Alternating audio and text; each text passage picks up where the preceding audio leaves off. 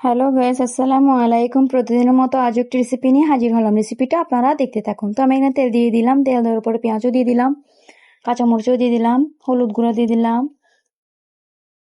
লবণও দিয়ে দিলাম, লাল মরিচ গুঁড়ো দিয়ে দিলাম, দিয়ে নাড়াচাড়া করে নিচ্ছি, ভালো করে কষিয়ে নিব।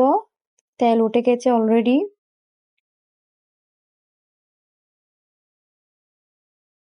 তো আমি ঢাকা দিয়ে দিলাম কষানোর জন্য। তো অলরেডি আমার কষানো শেষ। আমি এখন লইট্টা মাছগুলো দিয়ে দিচ্ছি, সবগুলো দিয়ে দিলাম, দিয়ে নাড়াচাড়া করে নিব ভালো করে। তো নাড়াচাড়া করানো শেষ, আমি ঢাকা দিয়ে দিলাম। তো আমার কষানো হয়ে আসতেছে।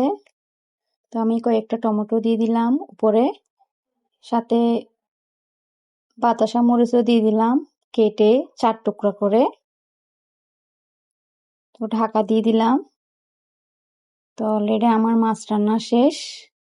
তো আমি এখন ধনেপাতা দিয়ে দিচ্ছি। তো রেসিপিটি ভালো লেগে থাকলে লাইক কমেন্ট শেয়ার করতে ভুলবেন না। আল্লাহ হাফেজ।